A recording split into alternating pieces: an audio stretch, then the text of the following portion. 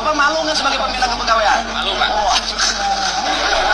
Langsung kami akan bergerak, Pak. Hari ini kerjakan. Langsung Seluruh pegawai dinas pendaya perempuan turun ke bawah, ke masyarakat, ke lapangan. Masing-masing bawa 1 orang. Bisa, Pak? Bisa. Sederhana, Pak. Itu dijadiin tukang sapu selesai, Pak. 1 orang. Gitu. Bisa, Pak. Walaupun memang belum tentu semuanya, tapi minimal kan maruh. Dinas pemberdayaan perempuan, cicing di perapatan, keceret, cicing tidak bergerak. Nah, jadi saya kerjanya taktis, tidak teoritis. Ya, gitu, Pak. Menyimak penjelasan Pak Bupati, anak nakal yang dimaksud kayaknya anak yang mungkin nih mayoritas ya saat ini kita temuin gitu. Jadi saya masih pertama mempertanyakan yang disebut dengan nakal. Kalau yang Pak Bupati jelaskan itu sebenarnya nakalnya anak-anak, nakalnya remaja ya. Nah, kalau kemudian tidak mampu menangani anak, yang harus pertama kali berubah sebenarnya orang tuanya dulu. Karena anak ini kan diasuh oleh orang tua, tukang karakter itu ya bagaimana dia diasuh di rumah. Sekarang misalnya anak SMP, umpamanya dia umurnya 14 tahun misalnya, dia tuh 14 tahun udah kebentuk karakternya dari keluarganya kan. Nah lalu kemudian dengan 6 bulan sampai 12 bulan, lalu akan berubah kembali kepada orang tua yang sebenarnya juga belum berubah orang tuanya nih. Nakal yang disebut Pak Bupati dengan nakal yang disebut KDM kayaknya beda ya. KDM kan lebih mengarah kepada kriminal kalau saya menyimak ya. Nah perlindungan khusus anak ini untuk anak-anak yang bermasalah tadi, melakukan tindak pidana dan lain-lain itu sudah diatur.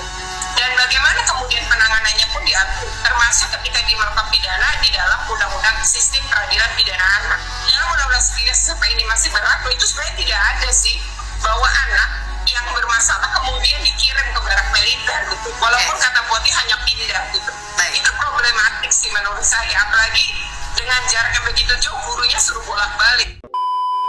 Yang problematik itu kalau hanya sekedar teori, hanya sekedar wacana, berdasarkan aturan, tapi tidak ada aksi sama sekali. Justru di sini apa yang dilakukan oleh Kang Deddy Mulyadi itu sesuatu hal yang luar biasa. Kang Deddy Mulyadi itu tipe orang yang teoritis, tapi take action, langsung bekerja. Di video pertama, beberapa anggota KPAI dikuliti bobroknya oleh Kang Deddy Mulyadi. Contoh kecil, tapi tidak mampu dilakukan oleh mereka. Contohnya anak-anak yang tinggal di bawah kolong jembatan. Apa yang sudah mereka lakukan? Coba anak-anak artis.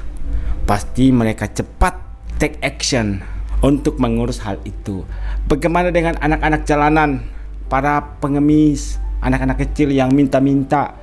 Bagaimana dengan anak-anak yang diperalat oleh orang tuanya untuk bekerja mengemis? Apa yang sudah mereka lakukan? Jangan kebanyakan teori deh. Netizen Indonesia tidak sebodoh yang Anda pikirkan. Kalian boleh mengatakan bahwa apa yang dilakukan oleh Kang Deddy Mulyadi itu problematik. Tapi ingat, keputusan itu ada di tangan netizen atau masyarakat Indonesia. Maksudnya di sini yang menentukan ini benar, ini salah itu netizen. Netizen saat ini itu sudah kritis dan kalian sudah tahu jawabannya. Siapa yang paling banyak didukung oleh netizen? KPAI atau Kang Deddy Mulyadi? Nama Retno Listiarti menjadi perbincangan publik saat ujian nasional. Pasalnya, ia dipecat dari jabatannya sebagai Kepala Sekolah SMA Negeri 3 Jakarta oleh Gubernur Jakarta Ahok karena menghadiri acara bincang-bincang di sebuah televisi swasta pada saat pelaksanaan ujian nasional. Memecat lu hari ini juga, gue bilang.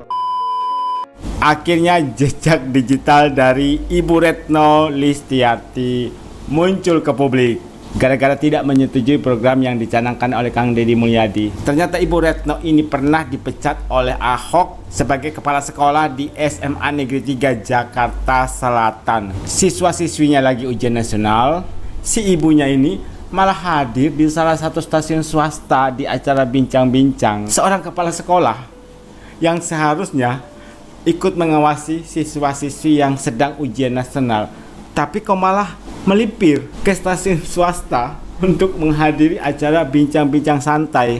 Makanya langsung dipecat oleh Bapak Ahok. Tapi kenapa ibu ini malah diangkat menjadi anggota KPAI? Netizen bertanya-tanya, ada apa? Jadi guru saja dipecat, kenapa KPAI memungutnya? Tajam-tajam ya mulut netizen, memungutnya sampai segitunya karena mereka sudah emosi banget guys. Oh pantasan ngomongnya error, Bu Retno teh baru ketahuan. Kan saya juga sudah bilang pas zaman Ahok Ibu Retno itu dipecat. Ternyata sudah ada netizen yang pernah komentar seperti itu dan akhirnya menjadi viral. Kita lihat apa tanggapan netizen. Apakah mereka setuju dengan apa yang dikatakan oleh KPAI dan memprotes tindakan yang sudah dilakukan oleh Kang Deddy Mulyadi atau sebaliknya?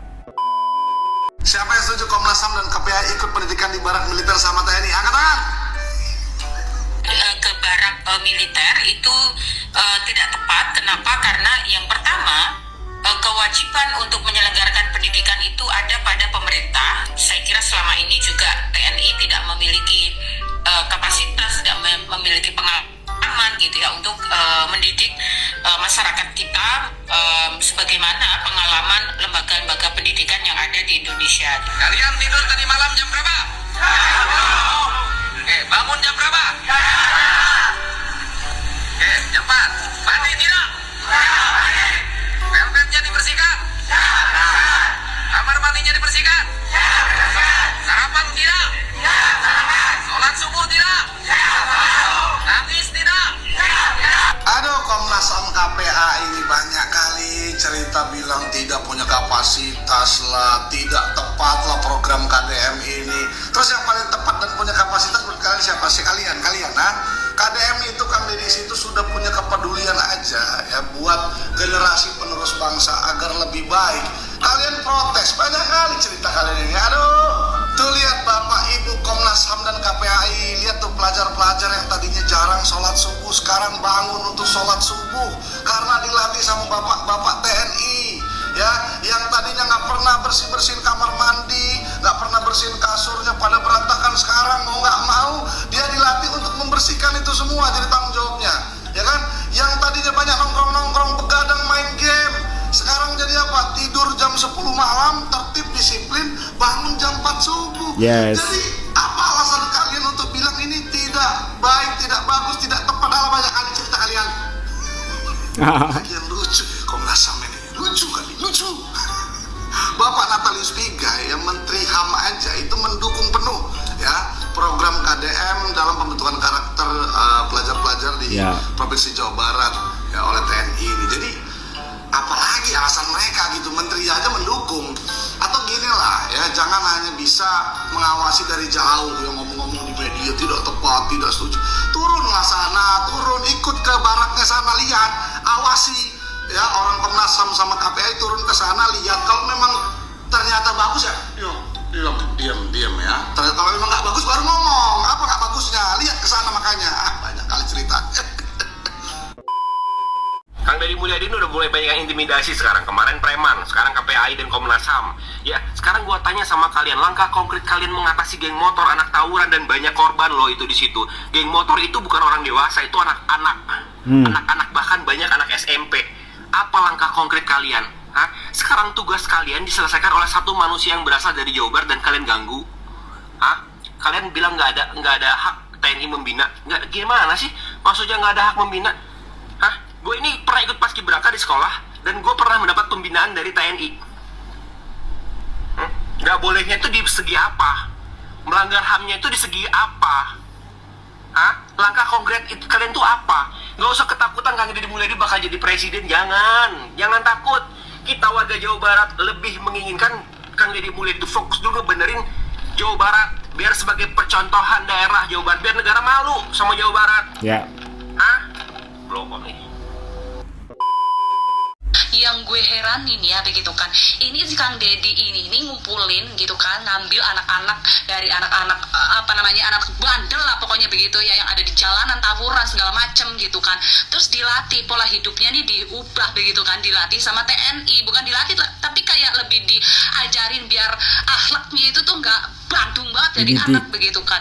Herannya kok kayak apa namanya, kayak Komnas HAM dan lain-lain itu kepada protes begitu ya. Udah bersyukur itu Kang Deddy gitu kan, capek-capek ngedidik anak bangsa, anak Jawa Barat supaya jadi anak yang bener gitu kan ya. Terus masih ada aja gitu loh ya yang pada protes gitu, katanya menyalahi apa sih, katanya aturan lah, melanggar apa gitu loh. Nggak mudeng, saya nggak ngerti saya gitu kan.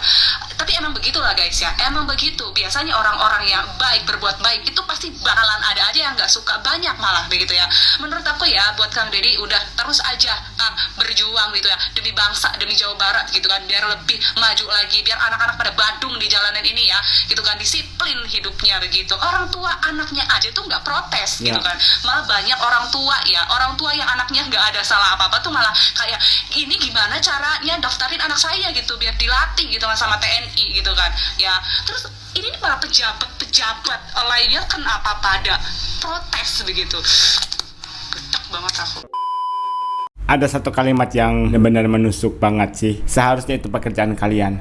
Pekerjaan yang seharusnya menjadi tugas dari KPAI malah diselesaikan oleh satu sosok, yaitu Kang Deddy Mulyadi. Sudah dibantu tapi mereka masih protes karena terbentur dengan peraturan atau apalah itu, nggak ngerti lah. Kegiatan itu sudah benar. Anak-anak yang bermasalah, dan bermasalahnya ini bukan masalah yang ringan ya, tapi masalah yang berat. Tawuran, perkelahian, senjata tajam.